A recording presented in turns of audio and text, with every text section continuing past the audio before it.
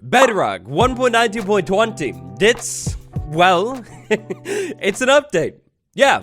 Hello everybody, it's me, the apparent genius here. Today we're going to take a look at the next big Bedrock update. Drop a like and let's head over to this village. Our first change that we'll be taking a look at takes place in this village.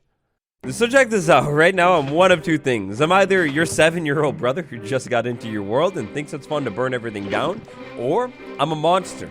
Check out this bell. Previously, before Bedrock 1.19.20, did you know the bells were actually a burnable item? You see this tiny piece of wood on the top of the bell? Yeah, well that piece of wood would cause the entire bell to burn. Unfortunately for this village, it will continue to burn into the next update and forever. But at least I can sleep safely, knowing that this bell right here is now safe. Due to the increasing effects of climate change, unfortunately, in Bedrock 1.19.20, the cold biomes are, you know what, actually, I don't think I should joke about that. The polar bear is not only one of the world's most dangerous bears, but by far, Minecraft's most dangerous bear as well. Did you know that on Bedrock Edition, the polar bear was a little bit less dangerous before Bedrock 1.19.20? You see, if you were an absolute monster and decided to hit the polar bear, instead of the polar bear immediately attacking you, it would actually panic for a little while and give you time to get away from the thing. But, look, there's absolutely no reason to attack the polar bear. Don't do that. There's 2 updates out of the way. So far, so good. In today's video, we're going to take a look at 15 updates total. These are 15 of the biggest updates, but at the same time, these are like basically all of the updates in 1.19.20. It's a pretty small update.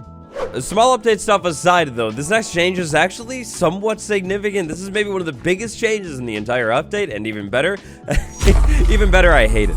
As you may know, relatively recently, Java 1.19.1 dropped. Inside of the 1.19.1 update, there was a change to sculk catalysts. The sculk catalyst change has now crept its way over to Bedrock Edition. Yay! When the devs initially dropped the 1.19 update, they had this really cool idea that the catalyst, I mean, it's a pretty valuable block, so it drops 20 experience every time. You see that XP bar? Unfortunately, most likely due to the community's insistency on farming the warden, and the warden drops the sculk catalyst only drops 5 experience now. This is a pretty big bummer. 5 experience is actually the same as the other interesting sculk blocks, so like the sculk sensor and the sculk shrieker. And hey, speaking of the shrieker, or really speaking of all of them, check out this ancient city. Does this ancient city look a little bit different to you compared to what you were seeing in the earlier updates? Well, maybe it does. Maybe. Okay, I'll admit it. Only if you pay attention to the details, the city looks different. In Minecraft's newest update, the city is now overrun with sculk more than ever. Leading up to the 1.19.20 update, there was actually a bug with sculk feature generation. Perfect, the warden. I don't think I've ever actually been happy to see the warden, but this is kind of good. So, the warden, just like we talked about in Bedrock 1.19.10, the warden has received another buff in this update. Apparently it's way less smart on Bedrock still, though. So imagine this, you are me, and unfortunately, I'm being really loud. I was running away from the warden, and I decided to dig straight down. Of course, you know, the warden wouldn't want to, like, jump down a hole and, yeah, like, get hurt, you know, take a lot of fall damage, right? Well, that's actually wrong. If you're trying to outsmart the warden, then some kind of big fall, a large drop, it's not gonna work. Before this update, if 3 blocks would have done the trick, the warden wouldn't have jumped. Now to outsmart this thing with a drop, you're gonna need more than 20 blocks. In other words, when the warden is chasing you, it will willingly jump 20 blocks down just to chase you. That's wonderful. I first made this style of video for the 1.19.10 update, and you all seem to love it. If you'd like to see me make this again for other Bedrock updates, big or small, then leave a like. That'll let me know. Okay, the dragon animation is so different on Bedrock Edition, right? Like, look at this thing. And also, this thing is like obsessed with the middle. It flies around, does one small loop, and lands right back in the middle. This is so different. Anyways, weird dragon aside, check out these blocks right here. In the back row, we've got crying obsidian, we've got the jigsaw block, and we've got the respawn anchor. In the front row, we have the allow and the deny block, 2 blocks that you will usually not see. Up on top, we've got the light block. The ender dragon will now not be able to destroy any of these blocks. Now, realistically, those 4 blocks in the middle, you probably won't see them very much. But respawn anchor, crying obsidian, to be honest, I don't know what you'd be doing with these 2 blocks in the end while the dragon is still existing. maybe terraform the obsidian pillars or something. Niche situation, but now possible. I'm sorry, guys, I can't get over it. The dragon is so different on Bedrock Edition. It confidently lands in the middle. No spiral or anything like that. It just goes to the middle and lands. And the animation is so different. Okay, you can also walk around in the void. I tried to jump into the void, and you could just walk around in the void on Bedrock 2. Okay. Next up, blocks. Though 1.19.20 is a small update, there are a lot of changes to very used blocks in this update. Check out all of the blocks on screen right now. Every block that you're looking at, staircases and slabs included, has some kind of name change. In the case of the wood blocks, the word wood has been removed from the name of these blocks. For example, spruce wood planks is now just spruce planks. The amethyst block has been renamed to block of amethyst to match Java. And speaking of the end again, the classic end portal block, that has been renamed to end portal frame, again to match Java.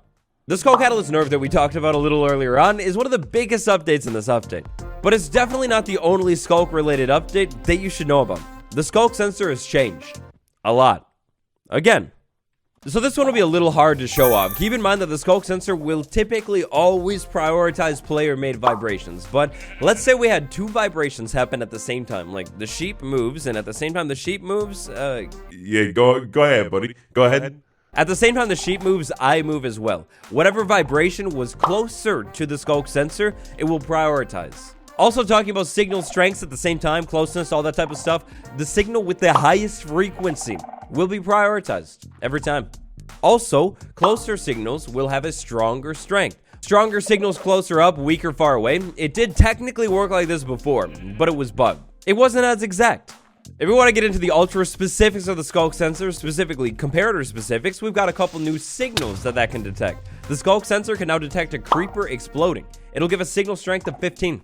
Fan of explosives and wish the sensor could detect when the explosives are dispensed? Well, now it can. The sculk sensor will now be able to detect when TNT is dispensed from a dispenser. This time, signal strength 12. Letting a fish out of a bucket? Well, the sculk sensor knows. That'll be signal 12 also. If you're into the ultra specifics of the sculk sensor, signal strengths, everything like that, then check out this video after this one. In that one, I go over every single type of signal that can be detected. And it's all pretty much the same. In the world of bugs that sound absolutely dreadful to deal with, to be honest, we have a nether portal bug. Here I have a nether portal made down below Y-21. Before Bedrock 1.19.20, if I were to go into this nether portal and then go into the nether, I would immediately take 2 hearts worth of damage. Thought that was fixed. Alright, look, I'm not a developer or anything, but it does seem like maybe they need to work on that one just a little bit more. Making nether portals down low in your world? On paper, it should be safer, but be careful. Let's talk about the Spectator game mode. Technically speaking, Spectator is still not officially in Bedrock Edition. It's an experimental feature. But with that being said, Spectator has been worked on even more over the course of the development of this update. There are numerous bug fixes involving Spectator game mode inside of Bedrock 1.19.20. And that's a great thing. It's good. We love to see it. With the way things are going, I would think the Spectator might be coming to Bedrock Edition before 1.20. And of course, with Spectator game mode added to Bedrock Edition, that paves the way perfectly for hardcore. What do you think? Mangrove trees and I hate to say it, but I guess azalea trees are 2 of Minecraft's newest trees. Somehow, somewhere along the way, a big problem popped up with these trees, specifically the leaves. The leaves were actually stopping tree growth. You know how sometimes when you're trying to grow a certain type of tree, if a block is in the wrong spot, then the tree won't grow? Well, yeah, that was actually happening with the leaves of these blocks, and clearly, that would be a big problem. Trying to fix that swamp you tore down? Well, these leaves could cause a big problem. Okay, look, I know it's not the point of this video, but are mangrove leaves a completely different color on Bedrock Edition in the Plains biome than they are in Java? Like, that looks really green, right? Definitely.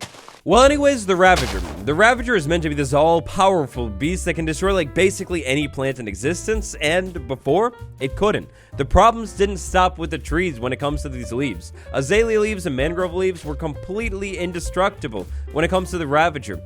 Clearly, as you can see now, that's not going to be the case anymore. The Ravager has no problem moving through those leaves, and same thing for a lot of those lush cave plants as well. The Ravager is stronger. Watch out.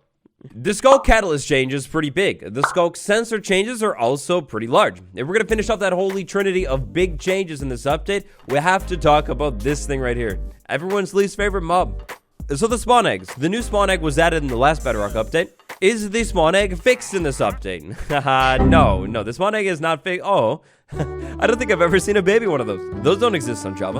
Alright, well, the spawn egg, this is not fixed. This still works pretty weirdly, but the trader is fixed. Have you ever found yourself sneaking so softly, quietly through the ancient city, trying to avoid the warden, and then boom, wandering trader, it spawns, making noise?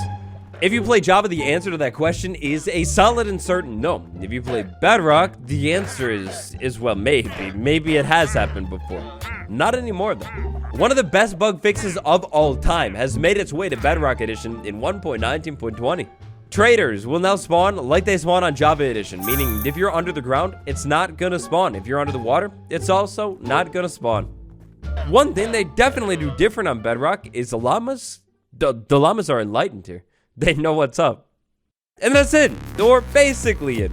To conclude our video today, let's go back over to this village. And because I don't think the village has been through it enough, let's go ahead and make it midnight. I'm in survival. The difficulty is hard difficulty. All of a sudden, there are zombies inside of this village. This is not good. If I go ahead and run from the zombie and maybe just go into this house, close the door, and then wait, well, the zombies, actually, all of them aren't going to break down the door anymore. Only 10% of zombies that spawn on hard difficulty will be able to break the door down. This 10% change is exactly how it works on Java Edition. That's going to mean if you play on hard difficulty, things should be a lot safer than they ever were before. In Bedrock 1.19.20, 15 of the biggest updates. Or, like, the entire update. That's basically it. Big shout out to you for watching this video. If you would like to see more Bedrock update showcases like this one, then leave a like if you haven't. If you've always wanted to learn more about the game, just become enlightened, then subscribe. That's the way. Patron gang, Monkey Boy Chuck, Paul P, Fire Dragon 19, Infamous MC. Thank you for the support. Appreciate you.